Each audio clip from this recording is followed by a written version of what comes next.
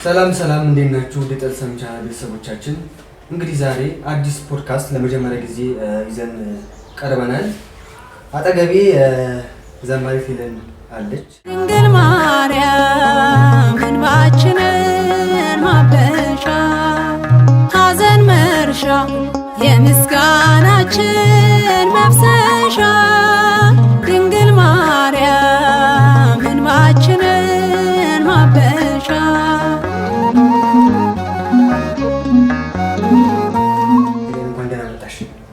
እንኳን ደህና ቆያችሁ። እንዴት አየሽው? ገና የመጀመሪያችን ነው። አዲስ ፖድካስት የጀመርን ነው። መንፈሳዊ ይዘት ያለው ነው። እንዴት ነው? እግዚአብሔር ይመስገን ደስ ይላል። ብቻ አልጠበቅኩም። እግዚአብሔር ይመስገን። እንግዲህ ፍጻሜው ሲያምር ነውና ፍጻሜውን ያሳምር። እስቲ ራስን በማስተዋወቅ እንጀምር። እኔና አንቺ እንተዋወቃለን በደንብ ግን ለተመልካቾቻችን ሞር ለመታወቅ ያክል ሄለን ማን ናት የሚለውን እስቲ በተወሰነ መንገድ። ሄለን ያው ዘማሪት ሄለን እባላለሁ። ሐዋሳ ደብረ ታቦር ቅዱስ ሩፋኤል አገልጋይ ነኝ። ያው የሐዋሳ ልጅ ነኝ ማለት ነው። እንግዲህ ብዙ ነገሮች መጫወት እንችላለን። አንቺም በቤተክርስቲያን አገልግሎት ብዙ ቆይተሻል። ልጅነትሽ እስቲ እንዴት ነው አስተዳደግሽ፣ የተወለድሽ የሚለውን በተወሰነ መንገድ ማየት እንችላለን? ያው ልጅነቴ የተወለድኩት ሐዋሳ ነው። ልጅነቴ ያው በቤተ ክርስቲያን ነው። ያው እናቴ ስትል የምሰማው ብዙ ጊዜ አንደበትሽን የፈታሹ በቃ ማለት ተነሱ ወንድሞችሽን እህቶችሽን ተነሱ ጸሎት እንጸልይ በሚል የሆነ በሚጣፍጥ አንደበትሽን ሳፈቺ ይህንን ነገር ትናገሪያለሽ እና ሁላችንም ቤተ ክርስቲያን እንድንሄድ መራሽን የሚል ሀሳቡላ አላት እና ልጅ እያለው ነው በቃ ማለት 5 ዓመት 6 ዓመት ቢሆነኝ ነው ብዬ አስባለሁ። እና በእነሱ አነጋገር እና ገብርኤልም ቅርብ ስለነበረ እዛ ልጅነቴን አሳለፍኩ ማለት ነው። ያው በአገልግሎት ነው ልጅነቴ ያለፈው ብዬ አስባለሁ። የሰፈር ነበረ ሰፈሬ ያው አንዳንዴ በቤተ ክርስቲያን ማደግ የሚገርመው አካባቢን ሁላ እንድታውቅ አይረዳምና ማለት ሌላ ነገር ሳይሆን ነገሮች ላይ ትኩረት አታደርግም። አገልግሎት ላይ ነው ብዙ ጊዜ ትኩረት የምታደርገው። ከቤተ ክርስቲያን ወደ ቤት፣ ከቤት ወደ ቤተ ክርስቲያን ወይ ወደ ትምህርት ቤት ምናምን እንደዛ አይነት ነገር ስላለ ወደዚህ አቅጣጫዎችን ብዙ ጊዜ አልዞርም እና ሰፈሬ ያው ገብርኤል ሰፈር ነው። ስም የለውም ብዬ አስባለሁ። እንደዛ ማውንቴን ስናክ አቅጣጫው ማውንቴን ስናክ ነው፣ ግን ማውንቴን ትንሽ ከኛ ይርቃል። ያው ድሮም የነበረች መሀል ለሩፋኤልም ገብርኤል ይቀርበኛል። አዎ ለሩፋኤልም ትንሽ ይቀርበኛል፣ ግን ገብርኤል የበለጠ ቢያንስ 5 ደቂቃ ከቤት 5 ደቂቃ 7 እስከ 7 ደቂቃ ቢወስድ ነውና ያው በእንደዛ ሁኔታ አልፈናል ማለት ነው። ሩፋኤል መቼስ ብዙ የምታወሪው ነገር አለ። ገብርኤል ማገልገለሻል? አዎ ልጅነቴ ገብርኤል ቅዱስ ገብርኤል ነው። እዛ ጊዜውን አላስታውስም የገባሁበትን በልጅነት ነው። ግን የወጣሁት ቢያንስ 10 ዓመት አገልግዬ 99 ነው ከዛ የወጣሁትኝ። በተለያዩ ክስተቶች ወደ ሌላ ሀገር ስዞር ቆይቼ 1-2 ዓመት ከዛን ወደ ሩፋኤል ያው 2001 ነው መሰለኝ 2001 ወደ ሩፋኤል ገባው ማለት ነው። ሩፋኤል ያለው እንዴት ነበር? ስገቢ ያለው ነገር እንዴት ነው? ከዛ ከመጣሽ በኋላ ማለት ነው። ያው ድባቡ ሩፋኤል አዲስ ነበረ። እኔ ልገባ ቢያንስ 6 ወር አገልግለዋል። የካቲት መጋቢት አዎ የካቲት ታቦቱ ገባ። እኔ መስከረም 6-7 ነው የሄድኩትኝ። አጋጣሚ በገብርኤል ሳገለግል ያውቁኝ ነበረ እዛ ያሉ ልጆች ማለት ከገብርኤል ከተለያየ ደብራት የነበሩ ልጆች ነው እዛ ሊያቋቁሙ የገቡትና እኔ ጸበል ላይ በሌላ ላይ ቆይቼ ስመለስ ያቁኝ ስለነበረ ቶሎ ወደ አገልግሎት ገባሁኝ። 6-7 አንድ እናቴ ግቢ ተከራይ ነበረ በኃይሉ ይባላል። ማለት እውነት በጣም የማረሳው ከልቤ ማለት ሩፋኤልን እንዳገለግል የረዳኝ ልጅ ነው። እና ሩፋኤልን ደግሞ ብዙ ጊዜ የምናውቀው መልአክ ሚካኤልና ገብርኤል ነውና አብሶ ደቡብ አካባቢ እንደዚህ አይነት ነገር ነው ያለውና አጋጣሚ ከጸበል መጥቼ ወደ ቤት እንደተመለስኩ ገብርኤል ወረቀት ተላከልኝ ወደ አገልግሎት እንድመለስ ማለት እና ሲላክልኝ ያን ደብዳቤ ይዤ ዛሬ ነገ ስል አጋጣሚ ይሄ ልጅ ያገኘኛል ነው የሆነ ቦታ ያሉ ሰድሽልና በጧት ኪዳን ሰዓት ላይ ማለት ነው ይዞኝ ይሄዳል። እኔ ሩፋኤልን አላቅም። በቆሎ ሽልቀቃ ምናምን እየተባለ ህፃናት እያለን ከገብርኤል ወደ ሩፋኤል ማለት ማሰልጠኛ ደበቅ ያለ ነው ማሰልጠኛ ነው የቄሶች ማሳ ይባላል። ማሳ ኦልሞስት ሩፋኤል ከመግባቱ ከ30-40 ዓመት በፊት የነበረ ቦታ ማሰልጠኛ ነበረ። ካህናት ማሰልጠኛ በካህናት ማሰልጠኛ ነው የሚታወቀው። በተለይ የግዛ ሰፈር ስለሆነ ያደረኩት ቄሶች ማሳ ነበር።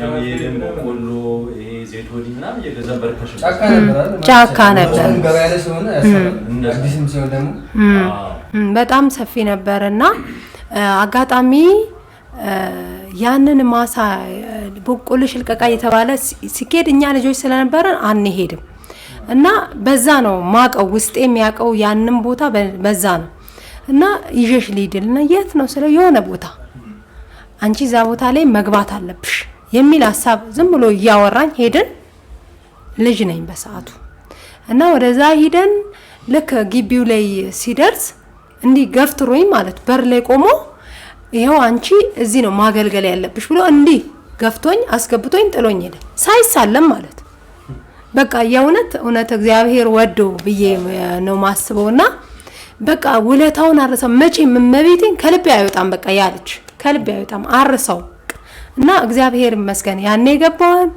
እግዚአብሔር ይመስገን ወይ ደስ የሚል ነበር ማለት እርግጥም አዲስ ነበረ ብዙ ነገሮች ይቀሩት ነበር ብዙ አልነበረ ምን በቁጥር ነው ጭራሽ ያለውና በጣም ያሳዘን የሆነ ትንሽዬ ነገር በቃ አዲስ ቤተክርስቲያን ሲመሰረት የነበረው ድባብ የታወቀ ነውና ያለው ድባብ ከባድ ነበረ። ትንሽ ነው እዙ ብር ሙዳይ ምናምን ሲሰጥ የሆነ ንክስ ምናምን ሲኖር ሰው የሚሰጠው 1 ብር 2 ብር 10 ብር ከዛ ይዘለለም ነገር አይሰጥምና ያንን ስናይ ወይኔ ሩፋኤል ላንተ 100 ብር እንኳን የሚሰጥ የለም በቃ የሆነ የቀናት መንፈስ ያድርብን ነበር በሰዓቱና መንፈሳዊ ቀናት በጣም ደስ የሚል በቃ ሩፋኤል በጣም ያሳዘን ነበር በሰዓቱና እግዚአብሔር ይመስገን ያው እኛም ገባን ሌሎችም ወንድሞች እህቶች አሉ በጣም ብዙ ልጆች አሉና እነሱም ያስጠናሉ በተለያየ ነገሮች መዝሙሩም ትምርቱ ምኑም ሲባል እግዚአብሔር ይመስገን አሁን ያለንበት ደርሰናል ማለት ነው።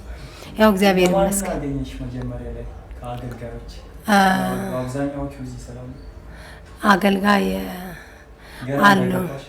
አሉ ዳይቆን ፍጹም አለ ግዛቸው አለ ሌላ አንድ ነፍሱን ይማር አንድ ግዛቸው መምህር ነው አይደል መምህር ግዛቸው አለ መምህር ቦች አለ እርግጥ ነፍሳቸውን ይማር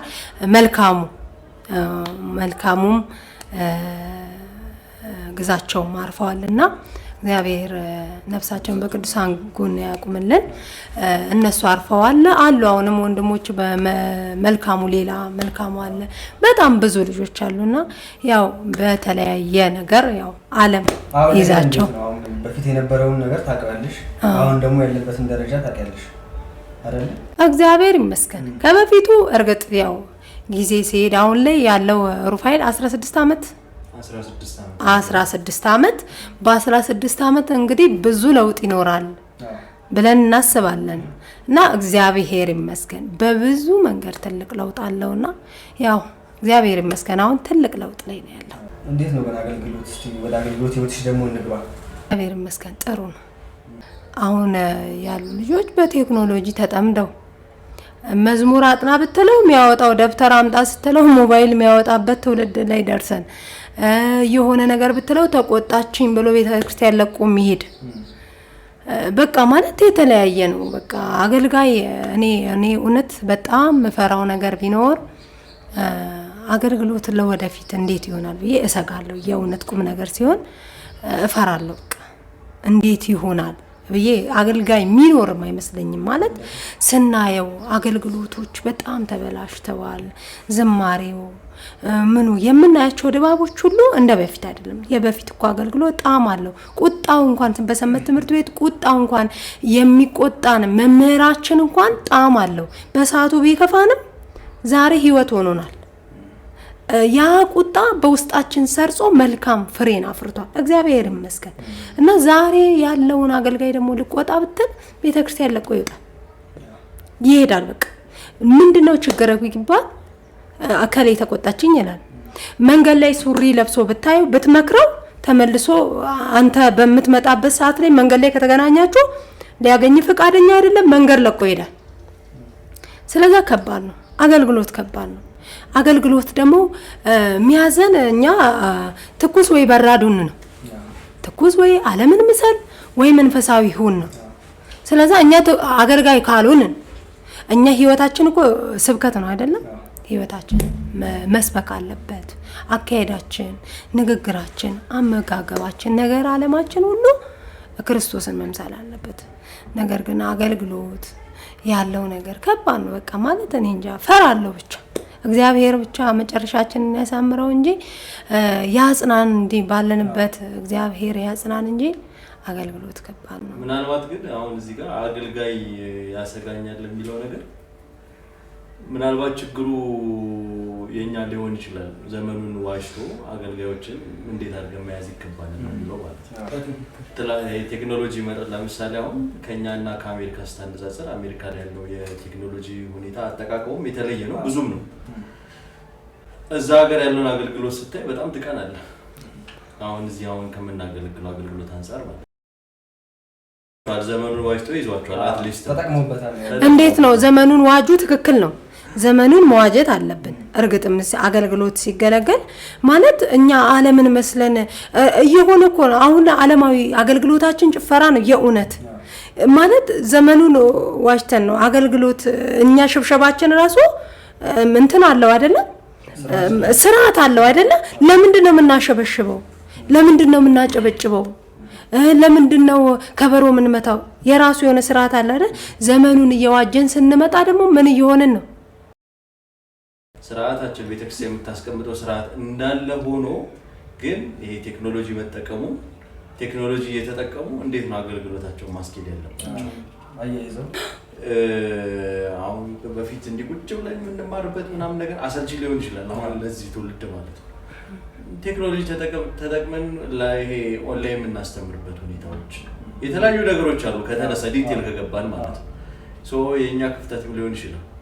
ዘመኑን አለመዋጀት ሊሆን ይችላል። አገልጋዮቻችን እያሸሸብን ያለው ትምህርት ቤቶች ላይ ብንሄድ እኮ ድሮኛ የአስኳላው ትምህርት ማለት ድሮኛ የምንማርበት መንገድና አሁን ያሉ ተማሪዎች የሚማሩበት መንገድ ፈጽሞ የተለያየ አይገናኝም።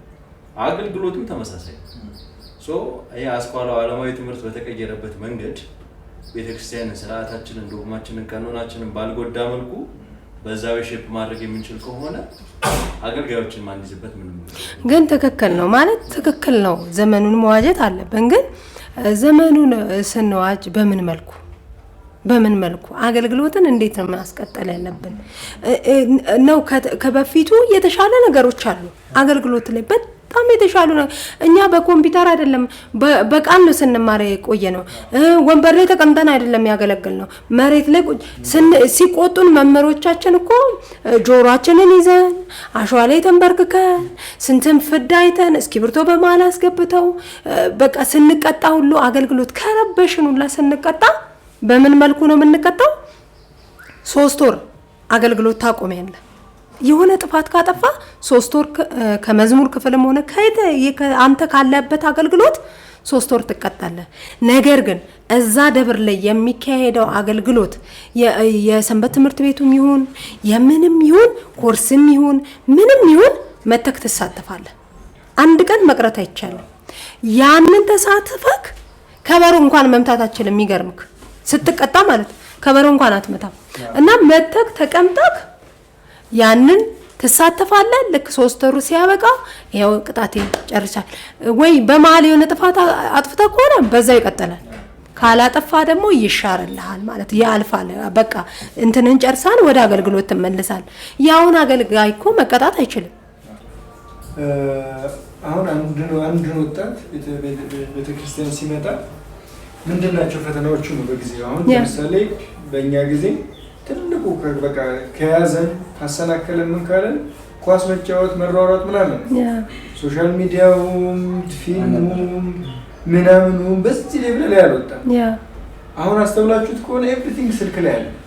ሰው እንኳን ቤተክርስቲያን ሄዶ ማገልገል ወጥቶ ሰው ማግኘት ራሱ በጣም ኤክስትራ ስራ ነው የሚሆንበት ባባሌ ሶ ከሱ አንግል አይ ቲንክ ይሄ ያነሳሻቸው ፖይንቶች በጣም ልክ ሆኖ ሳለ ግን አሁን የዚህ ዘመን ወጣት እየተጋፈጠ ያለው ፈተና ይሄ የሚያሰናክለው ቤተክርስቲያን ከሚመጣ ይልቅ ወደ ሌላ ከቤት ሁላ እንዳይወጣ የሚያደርገው ብዙ እንትን ያለውና አሁን መቆጣቱ ምናምን ለመጣ ነው ሲገባኝ ከመጣ ቤት ከመጣ በኋላ ነው ለመቆጣት እንዳይመጣ ሁላ የሚያደርጉ ብዙ ነገሮች ናቸው። በምን ላይ ምን ነው የሚባለው ልክ እንደምንም ብሎ አሸንፎ ሲመጣ አሁን ልቆጣው ቢባል ድሮም ብሎ ነው የሚሄደው። ከዛ እንግዲህ ቢታይ ትክክል ነው ማለት ትክክል ነው። ይከብዳል አገልግሎት እግዚአብሔር ነው የሚገለገለውና በፌዝ በዋዛ ፈዛዛ ሲሆን አገልግሎት ትንሽ ይሻከራል። ከባድ ነው። እኔ ትዝ ይለኛል ፍፄ ትዝ ካላችሁ አላቅምና የሆነ ጊዜ ዳና ድራማ እሁድ 8 ሰዓት ነው 9 ሰዓት የጀመረ ጊዜ ሰንበት ትምህርት ቤት ተዘጋ። እመቤቴ ማለት ሰንበት ተማሪዎች ይመጣሉ ብለን አረ አይመጡም። ዳና እስከሚያልቅ ድረስ ሰንበት ተማሪ የለም። እኛ ብለን እዛ ለማገልገል ወይ ልጆች ለማስቀር ወይ እኛው ለማቅረብ እዛ ጋር ቁጭ ብለን ልጆች እንጠብቃለን። ዳና ደግሞ የሚጀምረው 9 ሰዓት ነው መሰለኝ 8 ሰዓት አይደለም 9 ሰዓት 9 ተኩል ምናምን ነገር በቃ ያቺ እስከምታልቅ የለም። ልክ 9 ተኩል 11 ሰዓት ነው በጊዜ ነው የሚለቀቀው። የእውነት በዛ የተነሳ ሰንበት ትምህርት ቤት ፈርሷል። ልጆች አተናል በጣም ብዙ። ከዛ በኋላ ያ ዳና አልቆ 2 አመት ከምናምን የፈጀው አይደለ? ከ2 አመት በኋላ ያንን ማቋቋም ማለት በጣም ከባድ ነበርና ሰንበት ትምህርት ቤት በቃ ብዙ ምን የምለው ነገር ማለት ነው የሆነ ጥናት ተጠንቶ በምን አይነት መልኩ ማስኬድ አለብን የሚለው ዘመኑን በዋጀ መልኩ በእርግጥ አሁን ላይ እኔ ፐርሰናሊ ከሰንበት ውጤት ተብቄ ስላለ ያለውን ነገር ባላቀም ግን እንደ ቢሆን ብዬ ማስበው ነገር ተደርጎም ሊሆን ይችላል። ቢሆን ብዬ ማስበው ነገር ምንድነው ጥናት ተጠንቶ ቋሚ የሆነ ነገር ዘመኑ በተለወጠ ቁጥር እንዴት ነው የኛ ስለውጥ መሆን የሚገባው? ዘመንን መዋጀት እኮ በመጽሐፍ ቅዱስ ተፈቅዶልናል። ግን በምን አይነት መልኩ ነው ዋጅተን መሄድ ያለብን? ይሄ ቴክኖሎጂውንስ እስከምን ድረስ ነው መጠቀም ያለብን የሚሉት ነገሮች በጽሁፍ ተቀምጠው በጥናት በመረጃ በማስረጃ ተቀምጠው አሁን ላለው ለዚህ ዘመን ላለነው አገልጋዮች በተለይ ደግሞ ለታናናሾቻችን አዲስ እየተነሳ ያለው ጄኔሬሽን መጥፊያው ነው ቴክኖሎጂ መጠቀሚያም ነው። ግን አብዛኛው ነገር ያጠፋል ኦብቪየስሊ የሆነ ጥናት ነገር ተጠንቶ መባል አለበት ብዬ አስባለሁ። እርግጥ እኔ አካባቢ አሁን የምኖርበት አካባቢ ሳሌተ ምሕረት ዲያስፖራ ሳሌተ ምሕረት ይባላል እና አዋሳ ማለት ነው። እና እዛ ምን ይደረጋል መሰለ ህፃናቶች ከሀገረ ስብከትም እርግጥ ከሀገረ ስብከትም የወረደ ከቤተ ክህነት የመጣ መዋቅር አለ። ሰንበት ትምህርት ቤቶች ኬጂ እየተባለ 1ኛ ክፍል 4ኛ ክፍል 6ኛ ክፍል የስርዓተ ትምህርት ተቀርጾ አሁን እግዚአብሔር ይመስገን ያለው አቅጣጫ ጥሩ ነው። በሰንበት ትምህርት ቤት ጥሩ ነገር አለና እግዚአብሔር ይመስገን። ነገር ግን ልጆች ምን እየተደረጉ ነው? እዛ ቴሌቪዥን ተገዝቶ የቤተ ክርስቲያኖችን ልጆች ምንም እንትን ለማይሉት ማለት ነው በቃ ዝም ብሎ የሚረብሹ ልጆች አሉ አይደል? ብናስተምራቸው የምናስተምራቸው ነገር አሁን ላይ ምንም ነው ለነሱ እና እኚህን ልጆች ምን ተደረገ ለነሱ ያ የቅዱሳን የጻና በቃ የቂርቆስ ምናምን መንፈሳዊ ፊልሞች ተለቀው እነሱን ይመለከታሉ። ከዛን እሱ ይዘጋና ደግሞ ትንሽ ቃል ይነገራቸዋል። ከዛን ያ ይከፈታል። እንደዛ የተደረገ እርግጥ እግዚአብሔር ይመስገን ወጣቱም እንደዛ ኮርሱን ምን ትምህርቱ ቀጥ ብሎ በሰዓት ከተሰጠው እርግጥ ሰንበት ተማሪ ነው ከልቡ በስርዓት ይመጣል ይፈልጋል ብዙ። ያሁን ልጅ ደግሞ ምንድነው ተጠራጣሪ ትውልድ ነው አሁን ያሉት ልጆች ደግሞ የምንሰጣቸው ነገር ራሱ ምንድነው ብለው መተው ያስተማረውን ሰው አፋጠው ይዘው ነው የሚጠይቁት። እኔ ፈራለሁ ምንድነው መብትፈሪ ብትለኝ ተጠራጣሪ ትውልድ ሆኑ እንደኝ ልጆች ማለት እግዚአብሔርን ይጠራጠሩ ሚስጥሩ ከባድ ነው። የሥላሴ ሚስጥር ከባድ ነው። ተጠራጥረው ይጠፉ ይሆን እውነት እሰጋለሁ። ይሆን አንዳንዴ ዝም ብለ የምታስበው አው እኛ በሰንበት ትምህርት ቤት ስንማር ክርስቲያናዊ ስነ ምግባር ለዘመናት ለተከታታይ ለ10 ዓመትም ሊሆን ይችላል። አንድ ሰንበት ተማሪ ሲመጣ ላይ አይችልም አብረን ቁጭ ብለን እንማራለን። የዛሬ ዓመትም ይቀጥላል። ሌላ ተማሪ ሲመጣ አብረን ትማራለን እያልክ ሁሌ ትማራለህ። ከዛን በጊዜ ትወጣለህ። አሁን ግን አይፈልጉም። ሰንበት ትምህርት ቤት ላይ በብዛት የተለመደ ነገር አለ። በእርግጥ አንዳንድ ቦታዎች ላይ አዲስ አበባ ላይ በጣም ብዙ ቦታዎች ላይ አይቼዋለሁ እና በጣም የሚገርም ብዙዎች አርአያ የሚሆኑ ሰንበት ትምህርት ቤቶች አሉ። ምንድነው ወጣቱ አብዛኛውን ወጣት ሰንበት ትምህርት ቤት ከልጅነት እስከ ወጣትነት ጊዜ ያለውን ያችን ታይም ብቻ ቤተክርስቲያን ውስጥ የማሳለፍ እቅድ ይዞ ነው እንጂ የሚገባው ቤተክርስቲያን ውስጥ ወይም በአገልግሎት እስከ ህይወቱ ፍጻሜ ብሎ ያን ታርጌት አድርጎ የሚገባው ወጣት የለም። ይሄ ደግሞ ለመንፈሳዊ ህይወት በጣም የመጨረሻ መርዝ የሆነ ነገር ነው። ምክንያቱም 42 ኪሎ ሜትር ለመሮጥ የፈለገ ሰው መንገድ ላይ የሆነ ሌላ ነገር ሲያይ አላማውን ረስቶ ወደዛ እንደመሳብ ማለት ነው። ስለዛ አንድ አገልጋይ ቤተክርስቲያን ከመጣ በኋላ ሰንበት ትምህርት ቤት ውስጥ ያሉ ትምህርት የሚሰጡ በትምህርት ክፍል ያሉ ሰዎች አገልጋዮች መንገር ያለባቸው ለአንድ አገልጋይ እስከ ህይወቱ ፍጻሜ ድረስ ከእግዚአብሔር ጋር እንዴት መኖር እንደሚገባው ወጣትነትም ብቻ አይደለም ሽምግልናውን ኢቨን ቤተክርስቲያን ውስጥ ካላሳለፈ የአንድ ክርስቲያን ግቡ መንግስተ ሰማያት ሞረስ ነው እንጂ የሆነ ታይም ላይ ቤተክርስቲያን ውስጥ ተገኝቶ ከሆነ ጊዜ በኋላ ከቤተክርስቲያን መራቅ አይደለም። ምንም አይጠቅምም። ይሄ ድካም ነው። በቃ ድካም ነው። አንድ ሰው ክረምቱ ሙሉ አርሶ ቆፍሮ ጉልጓሉን ምን ሁሉም ከጨረሰ በኋላ አልበላውም ብሎ አጣጥፎ እንደመቀመጥ ማለት ነው።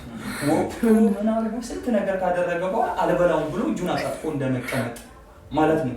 ስለዚህ ይሄ ነገር ሰንበት ትምህርት ቤት ላይ ቢስተካከል እዚህ ነገር ላይ ትኩረት ቢሰጥ ለወጣቱ ለሚመጣው ያ አሁን ይሄ መንገድ የተጠቀመ ወጣት ለሚመጣው ጄኔሬሽን ምን ይሆናል እንደ ትምህርት ይሆናል። እዚህ ጥሩ ነገር ላይ ያነሳው እንግዲህ አንቺ አገልግሎት ላይ ብዙ ሰው ያውቃል ቁጡ እንደሆንሽ ኩርኩሙሽን ከቀመሱ ሰዎች አንዱ ነኝ።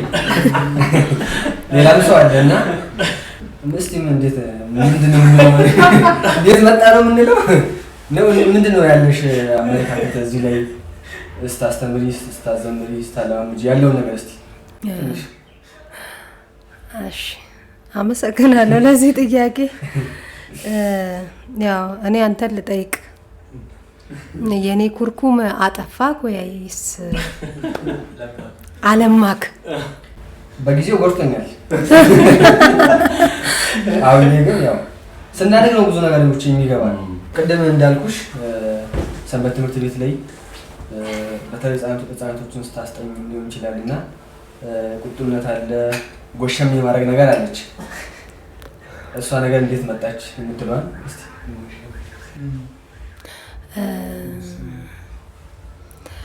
እሺ ማለት ያው ለማውራት ይከብዳል። ቀደም እንዳልኩ በጊዜው አንረዳውም እኛ እንዳልሽው ልጆች ይሄንን የሚከታተሉ አሉና በጊዜው የማክሮፍ ነገር አለ መቀየም ነገር ይኖራል። አናስ ሲቀጡ ያው የሚሰማቸው ስሜት አለ። እውነት ነው። ያው እኔ በጣም ቁጡ ነኝ። እርግጥ ቅድም እያልኩ ነበር አጋጣሚ ገብርኤል ስናገለግል ወርቅነሽ የምትባል አስጠኝ ነበረች እና በጣም ቁጡ ናት፣ በጣም ኃይለኛ ናት፣ እንፈራታለን በጣም እና እኔ ደግሞ ወንድሞቼ እዛ ስለሚያገለግሉ አብረውኝ ትልልቆች ክፍል ናቸው ያሉት፣ ግን ነገሮቼን ሁሉ ሄዳ ትነግራለች። እነሱ ደግሞ ያው ቤት መጥተው በቃ ከባድ ነው ለእኔና እንትን ትላለች በቃ ማለት ትናገራለች። ለዛ እፈራለሁ እና ራሴን የሆነ ነገር ውስጥ ከትቼ ነው የምቀመጠው።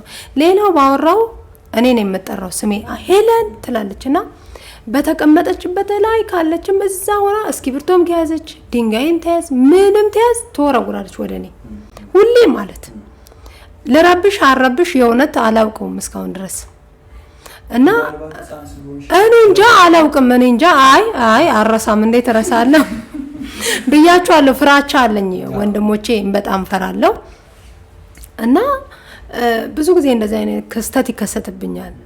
አላውቅም የእሷን ባህሪ ይዤ ይሁን አላውቅምና በጣም ቁጡ ነኝ። አይ የእሷ እኮ መናገር ነው ለወንድሞችሽ እናገራለሁ ለማስፈራራት ግን መግረፍ አለ አንዳንዴ ነው። እኔ ምስክር ነኝ። ልጆች ስለቀጥ ወጣለ እኮ ተሰለቀን ይችላል ታደረስ ነው አይደል? ታወቃለህ ነው እርግጥ እውነት የእውነት እቆጣለሁ። አንድ ብሩክ የሚባል ልጅ አለና ታውቁታላችሁና ዳይቆን ብሩክ ምን አለኝ እስቲ ሄለን በዚህ አጋጣሚ ታውቃላችሁ ያው እና ልጅሽን አምጪው አለኝ። ልጅሽን ለምን አታመጪው ማለት ለምን ከዚህ እዛ ሲል አዎ አምጪው እስቲ እንኮርክሞ አለ። እንዴ ሊወጣ ነው እንዴ አልኩት በቀን እንዴ ምን ማለት ነው የምትኮርክመው ምናምን በየሰቆጣ አንቺ እኛን ያደረግሽው እያለ ጭንቅላቱን ይነቀንቃል። እኔ ምን አደረኩኝ እስቲ ንገረኝ። እኔ የእውነት ስነግራችሁ ማለት አገልግሎት እንዲሰምር በጣም ነው የምፈልገው። በቃ የሆነ አገልግሎት የሆነ ነገር ይዞ እንዲቆም ፈልጋለሁ። የተሻለ አገልግሎት እንዲገለገል ፈልጋለሁ። በሰዓቱ ደብሩ አዲስ ነው። ልጆች በጣም ይረብሻሉ። አብዛኛውን ደግሞ በቃ ከቤት ነው የመጡት። ሌላ ደብር ምናምን ያገለገሉ ልጆች አልነበሩም እና በቃ ገና አዲስ ስለሆነ ቤተክርስቲያኑ በጣም ብዙ ልጆች የተለያየ አመል ይዘው መጥተዋል እና አጋጣሚ ደግሞ እንትን ዘይቶኔ አለ። ያ ዘይቶኔ ላይ በእውነት ያርመችስ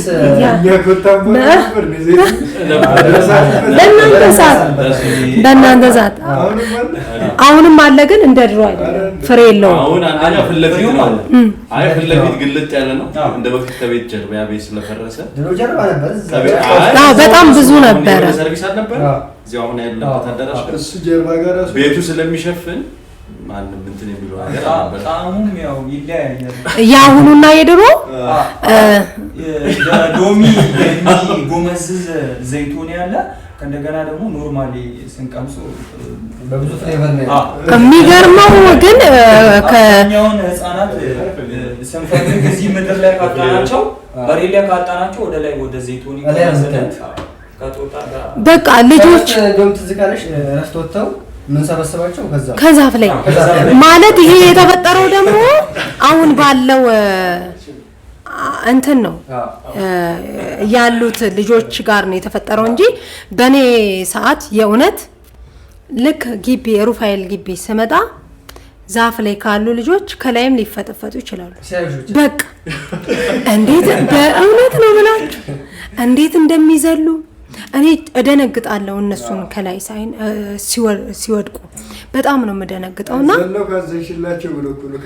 በጣም ነው ዘለው እኔ አልተዋቸውም ማለት ያን ያህል የሚጎዳ ምታልመታ ጆሮአቸውን ቆነጥጣለሁ። ሌላ አጉል ቦታ ራሱ አልቆነጥጣቸውም። የሆነ አጉልምት አልመታቸውም። ጆሮ ቆነጥጣለሁ። በጣም ነው የሚያመው መሰለኝ አላቅም። አዎ ዱላ ይዛለሁ። ዱላ ግን ሲይዝ አጉልምት አይደለም መመታቸው። መመታት ያለበት ቦታ አለ። ልጅ በሰዓቱ እኔ ልጅም ነኝ ያን ያህል የረቀቅኩ አይደለሁም። ግን ሌላ ደብር አገልግዬ ስለመጣው የሆነ ቦታ ሰጥቶኛል ደብሩና የነበረው ነገር ከባድ ነበረ። በጣም ነው መማታው። እቆነጥጣለሁ፣ እቆጣለሁ፣ ግንባሬ አይፈታም።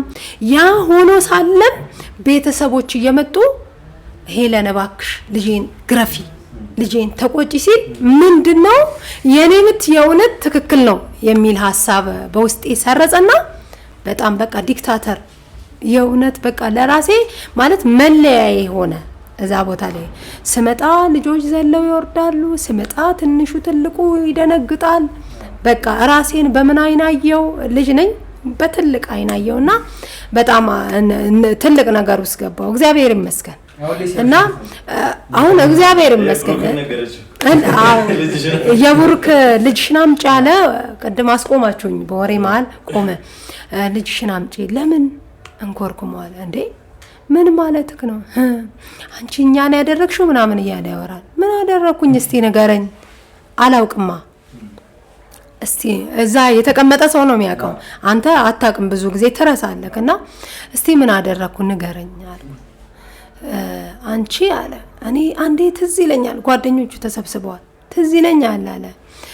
እሺ ሰንበት ትምህርት ቤት እየዘመርን ነው አለ።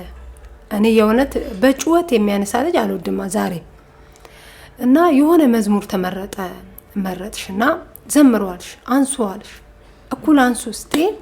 እኔ በቃ በጣም በጩኸት አነሳ። ዝም በል እያልሽ መጣሽ ወደ እኔ። አንተ የሌላውን ጥል በርበ እንትን ቂቤ ሲደረግበት ያንተን ጥል ላይ ሚጥሚጣን የተደረገው እኔ በእውነት አላልኩም።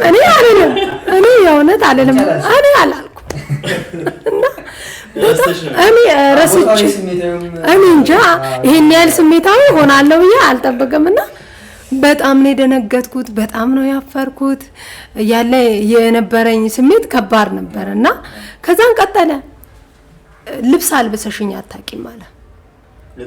ለጥምቀትም ለምንም በዓል በቃ ማለት ቁመቱ አጭር ነው፣ ከልጆች አነስ ያለ ነው ልጁ እና ሁሌ መልበስ እጓጓለሁ። እህቴ ካኔ አጠገብ ስትለብስ እሷም ታለቅሳለች፣ እኔም አለቅሳለሁ አለ እና የዛን ቀን አንድ ወይንሸት የምትባላለች እና የነሱ ኩያ ናት፣ ረጅም ናት ግን እና እሷ ለብሳለች፣ ሁሌ ነው የምትለብሰው አለ። ተወጃታለች መሰለኝ አለ። እኔ አላቅም አለ። እንደዚህ ነው ያለኝ እና ስለው እሷን አልብሰሻት ከዛን ትንሽ ራመዳልንና በምን የተነሳ ተቆጥተሻት በምን የተነሳ እንደሆነ አላቅም ተናደሽ አውልቂ ብለሽ አስወለቅሻት አለ። እሺ ከዛን ያን አስወልቀሻት እንዲ አይተሽ እኔን አየሽኝ፣ ችክል ብለሽ አየሽኝና ና አልሽኝ። በቃ ልቤ እየመታ ነው አለ በደስታ ብዛት። ልበስ ብለሽ ሰጠሽኝ። በቃ እንዴት እንደሆነን እህቴም በቃ አብረውኝ ያለው ልጆችም ከዛን ሄድን ወደ ጥምቀት። መሀል ላይ በምን እንደመጣሽ አላቅም አለ። ከምን የተነሳ ይሆን አላቅም አሳዘነችሽ መሰለኝ ወይንሸት አለ። ከዛን እንዲፈልገሽኝ በቃ ደነገጥኩኝ አለ። ገና ስታይኝ አስተያየትሽን ልታስወልቀኝ ነው ብሎ አልቀረልኝም አለ። ዞረሽ መጣሽና አውልቅ ብለሽ አስወልቅሽኝ አለ። እውነት ሄደን እንጂ መንገድ ላይ ጥምቀት ያንን አውልቄ ሰጠውሽ አለ። ተመልሰሽ ለሷ ሰጠሻት። ማረሳው አለ ሄለን እኔ የእውነት ማለት እግዚአብሔር ይስጣቸው ልጆቼ አክባሪዎቼ ናቸው። እኔ የእውነት ማለት የእውነት አክባሪዎቼ ናቸው። በኮረኩማቸውም እርግጥ በክፋት አይደለም። ስናገለግል አገልግሎት ብዙ ነገር አለውና አገልግሎት እንደ ልብ ለሚያስጠናው ሰው የሆነ የልቡ መሻት አለ። እንዲህ ቢገለገል ብሎ የሚያስበው አገልግሎት አለ።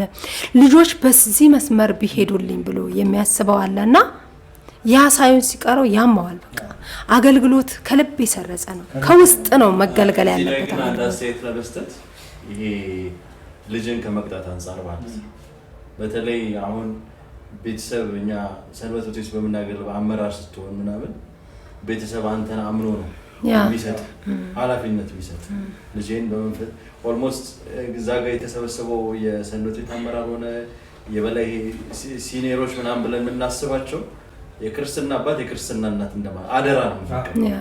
ሶ አደራ ስትቀበል ልጅ ቤተክርስቲያን መጥቶ ተበላሽቶ እንዴት አይደለም የምትፈልገው መቆንጠጥ አለብህ። እንደ አስኳላው ትምህርት ቤት አለ እውነት ነው። ማንነትን ይሄ ግብረ ገብን ስነ ስርዓት የምታስተምርበት ቦታ ነው እና እንደኔ ይሄ መቆንጠጡ መገረፉ መልካም ነው ብዬ ነው የማስበው። ሰንበት ትምህርት ቤት ላይ ብቻ የተለመደ ሳይሆን አብነት ትምህርት ቤት ላይ እስካሁን የሚተገበር ነገር ነው። እዛ ወደ አብነት ትምህርት ቤቱ ጋር ሲኬድ ምንድነው ቅጣቱ ምናምን ትንሽ ከበድ ይላል። ሰንበት ትምህርት ቤት ላይ ግን አትሊስት ይሄ ከማህበረሰቡ ጋር ይሄ ዘመንን የሚባለው የምንለው ማህበረሰቦች አለና ተቀላቅሎ ስለሚኖር የዛን ያህል የከበደ ቅጣት ላይ ኖር ይችላል። ገረፍ ቱ ሳም ኤክስቴንት ልጆች ላይ ግዴታ ያስፈልጋል። ከነብሩክ ታላላቆችንም እንኳን አሳድገን ገብርኤል ሰንበት ትምህርት ቤት ነበር። ከዛ ጊዜ ጀምሮ አሁን የሆነ ዋሴም አሉ እነሱንም ገርፈን ያሳድግ። ለምሳሌ አሁን እሷ ብሩክን አነሳች። ኦፍኮርስ ብሩክ በጣም በጥባጭ ነበር፣ አስቸጋሪ ልጅ ነበር። እሷም ብቻም ሳይሆን እኔም ገርፌው አውቃለሁ። ዋሴንም ቢሆን ገርፌው ማለት በእርግጠኝነት ሞመንቱን ባላስታውሰውም ግን ቀጥቻለሁ። የእነሱን ባች አመራር ነበር፣ መምራቸው ነበር። ለምሳሌ አሁን እንትና እንውሰድ፣ ምንቴን እንውሰድ ወይም ቦቼ በጣም አማራሪ በጣም እንትን ነበር አይደል? በጣም ከባድ ረባሽ ነበር።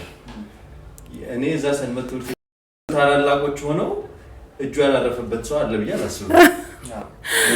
ምንቴ ላይ አሁንና በጣም እና እንደው ፊልም ኖሮ ወደኋላ ቢቀረጽ እንደ ቦቼ የተቀጣ ሰው የለም።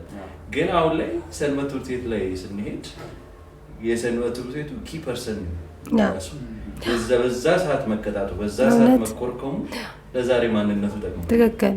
በሰዓቱ ሊማረር ይችላል፣ ምን ሊል ይችላል፣ ግን ለዛሬ ማንነቱ ጠቅሞ እግዚአብሔር። ስለዚህ እኔ አሁንም ቢሆን ማለት ነው ይሄ በቱሳም ኤክስቴንት እነዚህ ነገሮች መቅረት የለባቸው። እኔ ትዝ የሚለኝ የመጀመሪያዎቹ ተቀጮች ስለነበር እውነት ነው ከዱላው ይልቅ ሄሩን ስቃ ማየት በጣም ከባድ ነው። እሷን ፈገግ የሚያስብል ስራ ሰርተ መጠበቅ ኢምፖሲብል። አትሊስት እንዳትናገርህ ማድረግ በቃ አሁን የዛኔ ትዝ ይለኛል መነባንብ አለ፣ መዝሙር ክፍል ምናምን አሉ፣ የጥምቀት ምናምን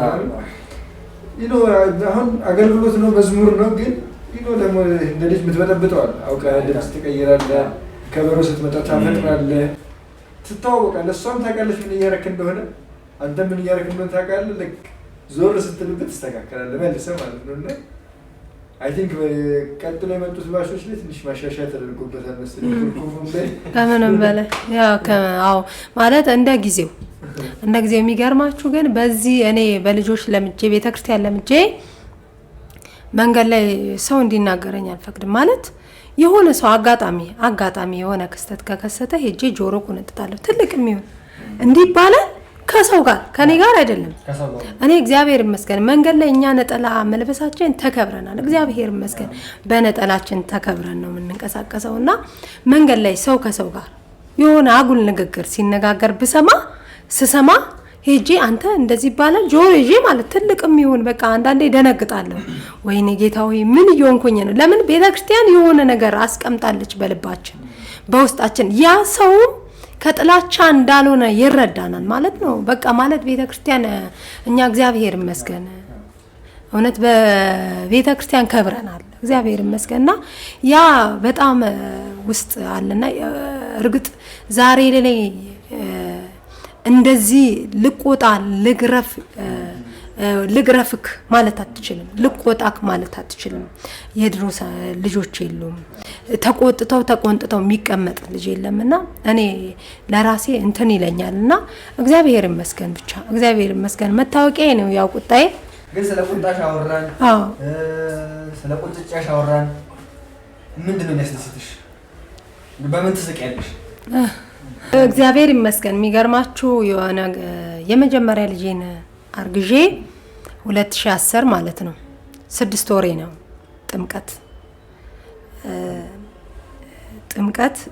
6 ወር ሆኖኛል እና ለአገልግሎት ጥምቀት ይደውሉልኛል አይደውሉልኝም ብዬ በጣም ተጨንቄ ነበርና እና ውጪ ይሉኛል አይሉኝም እንዳገለግል ይፈቅዳሉ ብዬ በጣም ውስጤ ፈርቶ ነበርና አጋጣሚ ፍጹም ነው ደወለልኝ 7 ሰዓት አካባቢ ደወለና ሄለን አቤት በቃ ተደሰትኩኝ ስልኩ ሲጠራ ፍጹም ሲል በጣም ውስጤ እንተናለ ሊጠሩኝ ነው ብዬ ማለት እየጠበቅኩ ነው ተዘጋጀ ምናምን ቁጭ ብዬ እየጠበቅኩ ነው እርጉዝ ነኝ ወዴ በጣም ትልቅ ነውና እዛን አቤት ስለው የጥምቀት መዝሙሮችን እስቲ ንገሪኝ አለ በስልክ እዛን እኔ ማወራው እሱን ያወራውት ልብ ያለው አገልግሎቱ ላይ ነውና እየነገርኩት ነው እዛን መጨረሻ ላይ በቃ እሺ ብሎ ዘጋ ስልኩን ከዛን ሩፋኤል አልኩት ከዛ በፊት እኔ አልመጣም እንዴ ስለው አይ አንቺ ማረፍ አለብሽ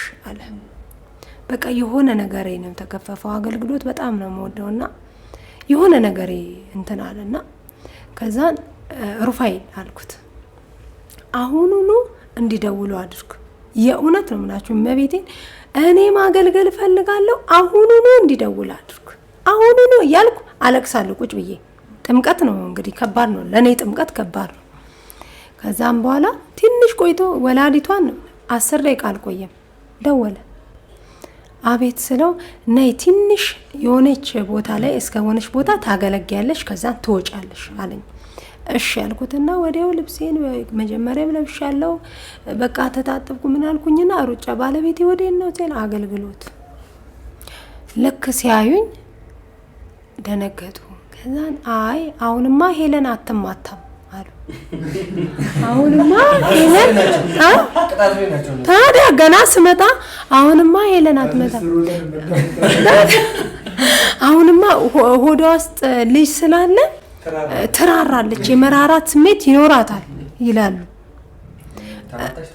እኔ እንጃ አላስታውስም በቃ ሄድን መጣን ከዛን ለሚመጣው አመት 6 ወሩ ነው ልጅ 6 ወር 7 ወር ሚያዚያ ምናምን ላይ ነው የወለድኩት ከዛን እናቴ ጋር አስቀምጬ ነው የመጣሁት በጣም ብዙ ቆይቼ ስለወለድኩኝ ጉጉት አለ ጭንቀት አለ ፍርሃት አለ ልጅ ነው ህፃን ነውና ማስበው ራሴን ነው ምን ጠፍቶ ይሆን ምግብ ሰጥተውት ይሆን ምናምን እያልኩ ነው መሀል ላይ ነኝ ያለሁት ከዛን ሄለንማ አሁን አትመታም ይላሉ ከዛን ይከራከራሉ እርስ በራስ ከዛን ሄለን አሉኝ አቤት አሁንማ አንቺ ልጅ አትመችም እኮ እናንተ ስርዓት ያዙ ምናምን አልኩኝ ተቆጣኋቸው ለምን እንዴት አላችሁ እንዴት ለእንዴት ታስቡ ቻላችሁ ስል ትራራለሽ የልጅን ፍቅር አውቀሻል አሉ እዛም በውስጤ ስቄ አልስቅም ለነሱ በነሱ ፊት በማንም ፊት አልስቅም በልጅ ፊት የሆነት ከዛን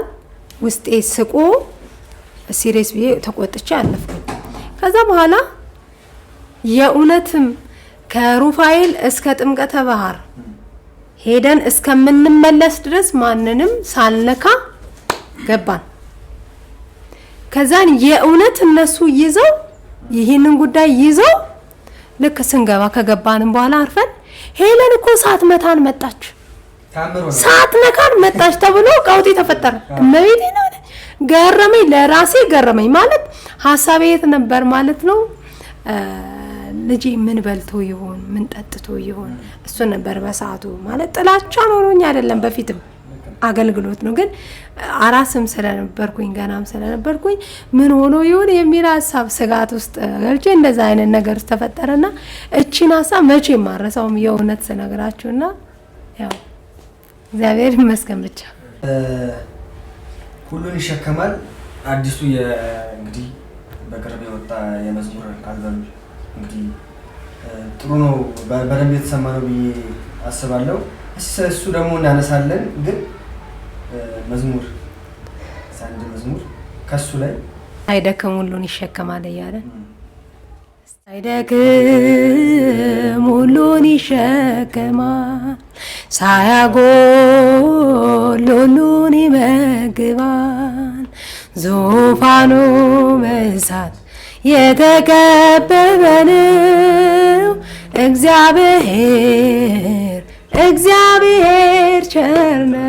ዳንኩኝ ከህመሜ መድኃኔዓለም ላመስግን ጉልበቴ ሆይ ላወድስ ሁሉን ቻይ ነህ ኤልሻዳይ መሐሪ ነህ ይቅር ባይ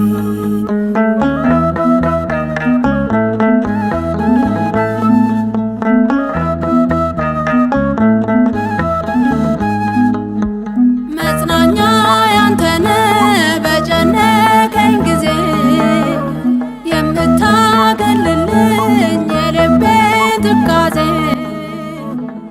እናውራ ስላልበሙ ግጥም፣ ዜማ ምን ያክል ጊዜ ፈጀ? እንዴት ታሰበ? እንዴት ተሰራስ? ትንሽ ነገር ብናወራ። እግዚአብሔር ይመስገን ማለት እኔ በጣም ጉጉት ነበረኝና ሁሌ ጓጓለሁ፣ ሁሌ እመኛለሁ እግዚአብሔርን ማመስገን፣ በአዲስ ምስጋና ማመስገን ሁሌም እመኛለሁና ዛሬ አልነበረም። ዛሬ አርጅቼ ተስፋ በቆረጥኩበት ሰዓት እግዚአብሔር የተቆረጠ ተስፋ ቀጣይ ነውና አይ ተስፋ አትቆርጪም፣ አይ እኔን በአዲስ ምስጋና ታመሰግኛለሽ ብሎ ፈቅዶ ወዶ የሆነ ነገር ነውና ለኔ ትልቅ ነገር ነው ይሄ ነገር ሲሆን ማለት ነው።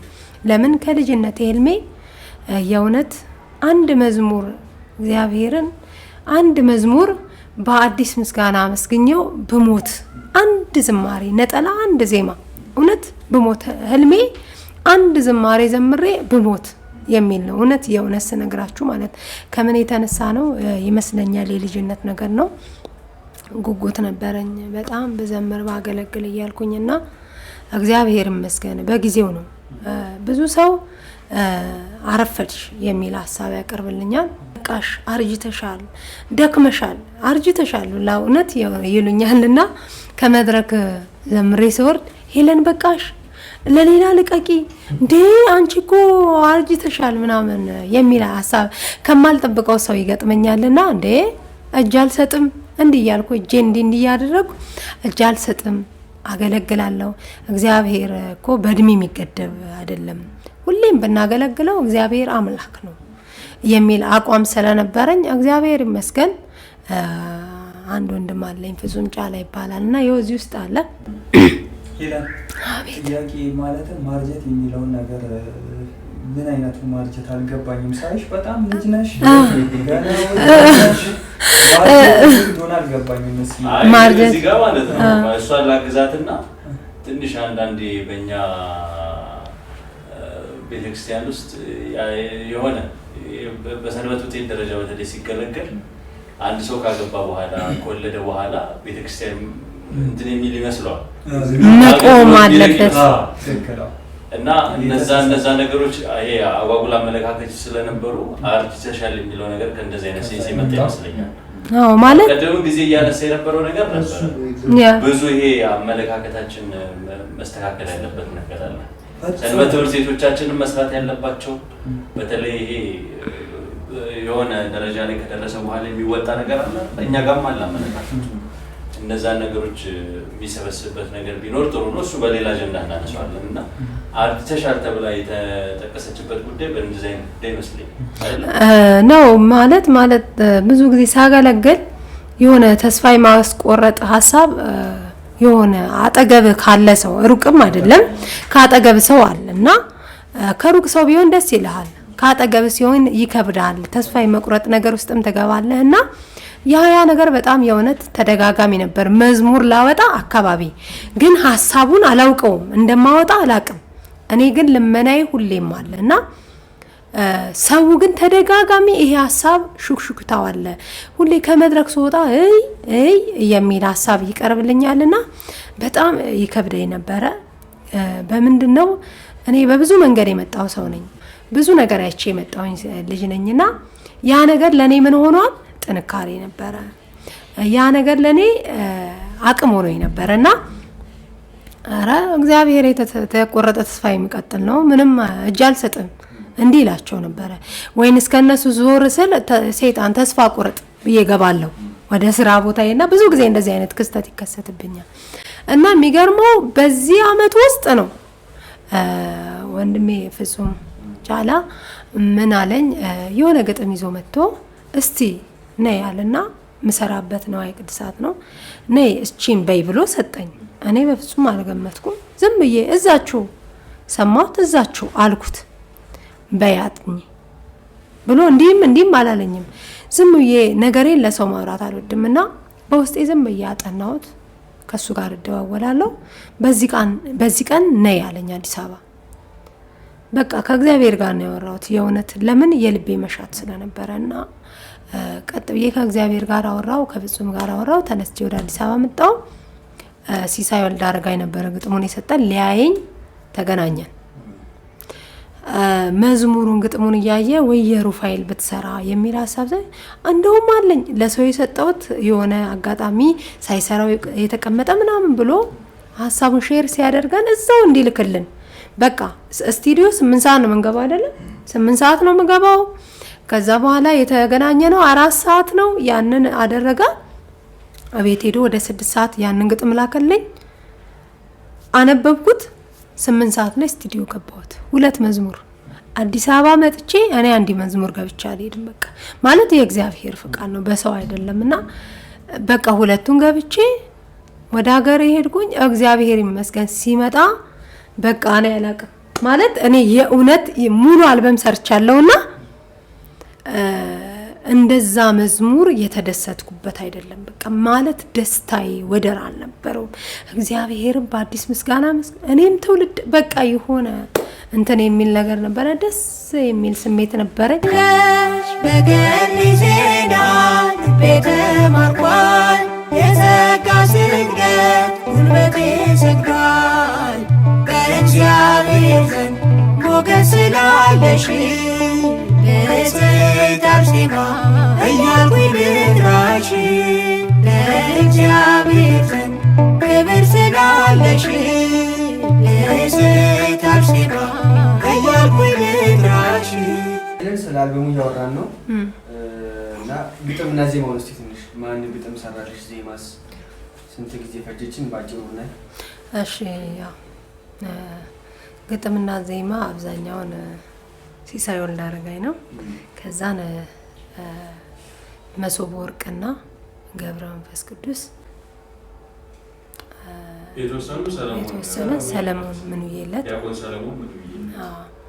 እንደዛ ነው። አብዛኛው መዝሙሬን ግን ሲሳይ ወልድ አረጋይ እና አንድ የሐዋሳ ልዑል የሚባል ልጅ አለ የውራይልንና ሸክላን አዲስ የሚል ዝማሬ ያለኝና እሱን ብሩክ 2 ንግስተ ሰማይና ምንድነው መድኃኔዓለም ላመስገነ የሚካኤልን ሰርቶልኛል። ቤተ ክርስቲያን አንዲት ናት የሰበሰባ ሐዋርያት በደም ያጸኗት ሰማዕታት ሊቃውንት በሥርዓት ያስጌጧት አሐቲ የቲ ቤተ ክርስቲያን አንዲት ናት አሐቲ የቲ ቤተ ክርስቲያን አንዲት ናት። ብቻ ወደ 17 ዝማሬን የሰራሁት እግዚአብሔር ይመስገን በ2 አመት አይደል? አዎ ወደ 17 አልበም ላይ 12 ነው 13 ከዛ በኋላ ደግሞ ያው ያልተለቀቁ አልበም ውስጥ ያልገቡ መሀል ላይ ገባውና ሁሉም ዝማሬዎችሽ አሁን እንደ ልጆችሽ ናቸው ሁሉም ከምንም በላይ እና ሰው ልጁን ከልጁ አያስበልጥም። ግን እንደ መዝሙር የትኛው ነው በጣም ይሄ አለ አይደለ በጣም እንትን ማትደራደሪበት የተለየ የምትይው ውስጤን ነካው የምትይው እኔነቴን ይገልጻል። ሸክላን ብትለው አሪፋት በድምጽ ተንገራና እሺ በምሕረት ያየኸው ለኔ ህይወቴ ነው ማለት ነው። በምሕረት ያየው እንትኑ ራሱ ትምህርት አዘለውና አዎ በጣም ወደው መዝሙር ነው እና የእውነት የሀሳቤን ሁሉ በቃ የእውነት አልደራደርበትም። የሀሳቤን ሁሉ በጣም ነው የምወደው። ሀሳቤን ሁሉ ማለት የቅዱስ ሩፋኤል ነው። የቅዱስ ሩፋኤል መዝሙር የሀሳቤን ሁሉ በጣም የምወደው መዝሙሬ ነው። ግን ከሱ ቀጥሎ ደግሞ በምህረት ያየኸው እግዚአብሔር የእውነት በምህረት አይቶኝ ነው እና ይህን ያደረገልኝ ለእኔ ትልቅ ነገር ነው እና ሁለተኛ እድሜ ነው የሰጠኝ፣ የንስሐ እድሜ ነው የሰጠኝ እና እግዚአብሔር ለእኔ ትልቅ እድል ነው፣ ለእኔ ትልቅ ተስፋ ነው። ተስፋ በቆረጥኩበት ሰዓት ነው ይህንን ነገር ያየሁትና ያገኘሁት። ከምንም በላይ እግዚአብሔር ይመስገን ለእኔ ትልቅ ነገር ነው። 2 ዓመት ፈጀብን ልበል። በሁለተኛ ዓመቱ ነው አልበሙ የተመረቀው። በ2 ዓመት ያው ከአገልግሎት ማለት ያው አገልግሎት ከስንት ዓመት በኋላ ማለት ነው። ብዙ ማለት አሁን ብነግርህ ከእድሜን ልቆጥሮ ስለሆነ መንገር አልፈልግም። ያው በዝማሬ በተለያየ ሀገር ሲሄድ ደግሞ ቢያንስ 15 ዓመት 15 ከ2004 ጀምሮ ነው መውጣት 2 ጀምሮ ነው መውጣት የጀመርኩት። ያው እግዚአብሔር ይመስገን በምህረት ያየህ አንተ የማርከው ሰው ጠዋትና ማታ ግብሩ ምስጋና ነው።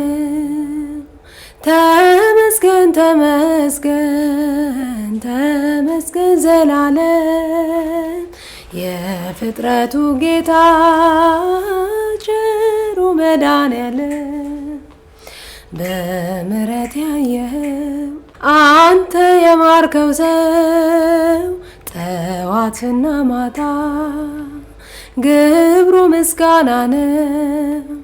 ተመስገን ተመስገን ተመስገን ዘላለም የፍጥረቱ ጌታ ቸሩ መድኃኔዓለም ትላንትን ብትሰብር ዛሬ ታከማለ፣ ትላንትን ብትነሳ ዳግም ትሰራለ።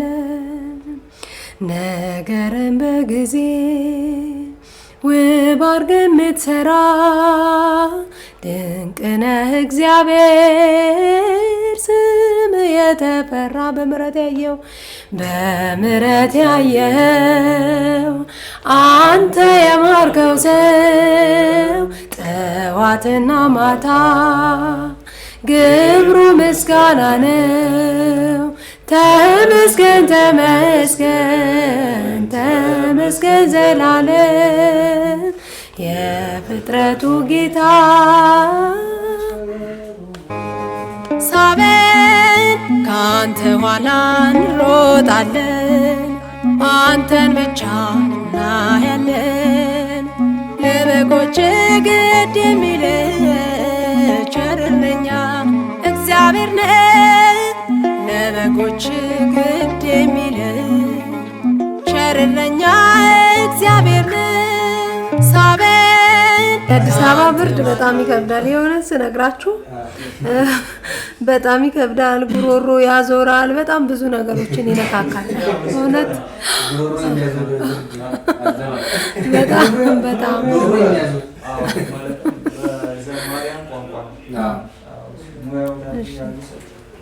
ያዞራል በማለት ነው የሚገልጹት። ሄደን እናትና አገልግሎት እንዴት ነው? ልጆች አሉሽ? ትዳር እስቲ በተወሰነ መንገድ እናንሳ። የመጀመሪያ ልጅ ሲወለድ ነበርናል እኛ። አዎ እንደምስማው ተናል ያሬድ ብለን። አዎ ያሬድ አሁን ይባላል ያሬድ እንዴ? ያሬድ ያው ያወጣ ሰው አይደለም የሚጠራው። ለምን የእናት አባት ስም አለ። እኛ ባወጣንበት እንጠራለን፣ እናንተ ባወጣችሁበት ትጠራላችሁ። ያው እያንዳንዱ ባወጣበት ስም ቢጠራ የመጀመሪያ ልጅ ያው ከቆይታ በኋላም ስለመጣ ከ7 ዓመት ቆይታ በኋላ ነው የተወለደው። ያው በሰው ሳይሆን በእግዚአብሔር ቸርነት እና ያ ከዛ የተነሳ ብዙ ስም ነበረውና ያው ሁሉም በያወጣበት ስም ቢጠራው ለኔ ችግር የለውም። ያው እናትነትና አገልግሎት እግዚአብሔር ይመስገን ከባድ ነው። ያው አገልግሎት ወደ ልጅ ምን ሲሮጥ ብዙ ነገሮች አሉ። ግን ያው እግዚአብሔር ከረዳ የማይታለፍ ነገር የለም።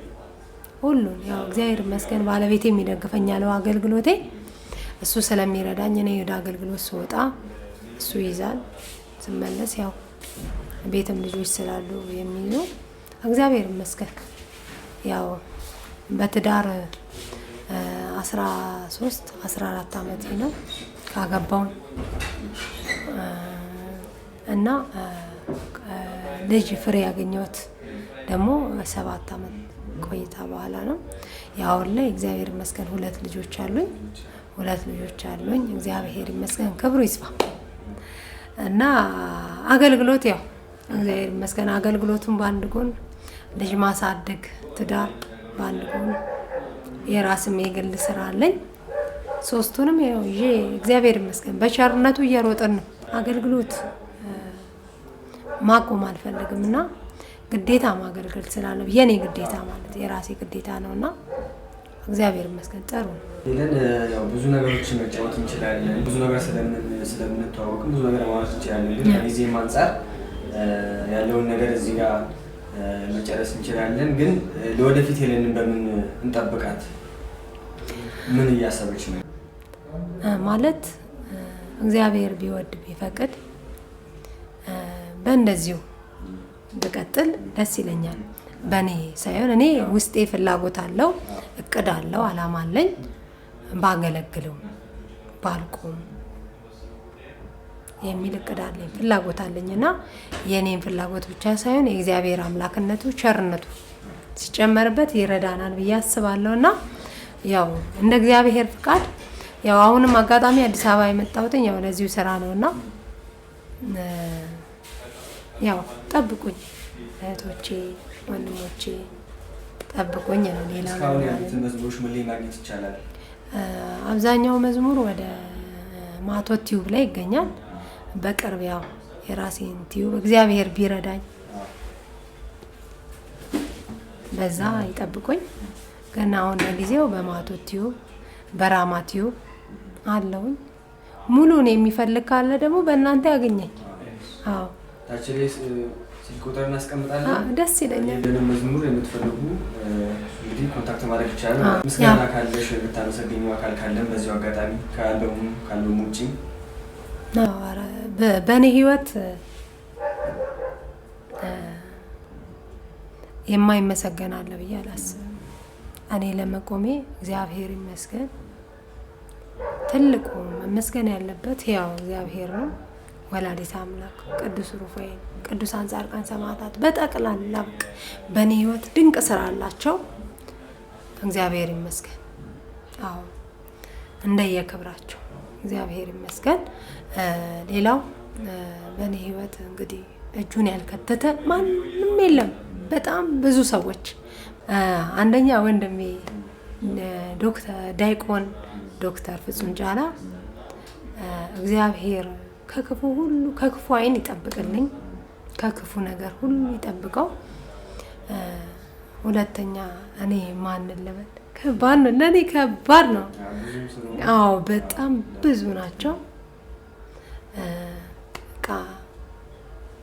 አጠገብ ያሉ ወንድሞቼ እነ መልካሙ ሩፋኤል ያሉ ወንድሞቼ በጠቅላላ እናንተን ጨምሮ ኪዳነ ምሕረት ማህበርተኞች አሉ አካባቢ ዲያስፖራ ሳሊተ ምሕረት እነሱን በየአቅጣጫው በእኔ ህይወት እጁ ያለ በጠቅላላ እግዚአብሔር ይስጣችሁ። እግዚአብሔር እውነት ምን እንደምን አላቅም። እግዚአብሔር ይስጣችሁ። ውለታችሁን በምን እንደምመልስ አላቅምና እግዚአብሔር ይስጣችሁ። ይሄን ለነበረን ቆይታ እጅግ በጣም ደስተኛ ነኝ። እኛም እንደ ጠልሰም ቲዩብ አንቺን በመጀመሪያው በመጋበዛችን ከአንቺ ጋርም እንደዚህ አይነት ጨዋታ በማድረጋችን በጣም እኛም ደስተኛ ነን። እኔም እጅግ አድርጌ አመሰግናለሁ። በዚህ አጋጣሚ ተመልካቾቻችን እንግዲህ የነበረን ቆይታ ይህን ይመስል ነበር። እንግዲህ በየሳምንቱ ጠልሰም ቲዩብ ለእናንተ እዚሁ በፖድካስት የተለያዩ ፕሮግራሞችን እንግዲህ ፖድካስትን ጨምሮ የምናቀርብ ነው የሚሆነው። ሰብስክራይብ ማድረግ አትርሱ። ሳምንት በሌላ እንግዲህ እንገናኛለን። ሰላም ቀራንዮ ሞተላት መድን ሙሽራዋ ሆነላት ጎንላት በደሙ መረጀ ስፍራ ተገንብታ ሕንፃዋ